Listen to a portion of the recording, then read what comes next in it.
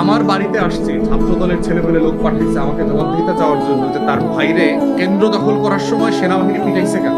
আমার বাড়িতে এসে জিজ্ঞেস করছে আমি লোক পাঠাইছি কিনা, আমি নাম দিছি কিনা, আমি ছবি দিছি কিনা। মানে এদের কত বড় দুঃসাহস হয়েছে চিন্তা করেন। এই বিএনপির ফ্যাসিবাদীদের নতুন ফ্যাসিবাদ যেগুলো দেখতে পাচ্ছি, এরপর কর্মীদের কি অবস্থা।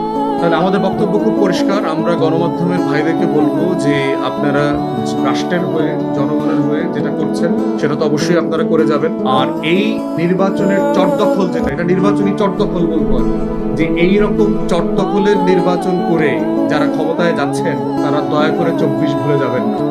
আজকে আপনি এখানে চট দখল করে আমার চট নিয়ে গেছেন দখল করে, এর মানে এটা না যে 61,000 লোক চুপচাপ বসে থাকবে। তাদের ভিতরে যে ক্ষোভ তৈরি হয়েছে, তারা নিজের চোখে দেখতে পেয়েছে তাদের চোখের সামনে বিজয় কিভাবে ছিনিয়ে নেওয়া হয়েছে চুরি বাটপারি করে। প্রিজাইডিং অফিসারদের আপনার মাথায় বন্দুক ধরা হয়েছে ব্যালট জালিয়াতির সময়, কামদা দেখানো হয়েছে। এখন একজন শিক্ষক যিনি শিক্ষকতা করেন তিনি ওখানে অন্য জায়গা থেকে গেছেন একদিনের ডিউটি পালন করতে, সে কি করবে?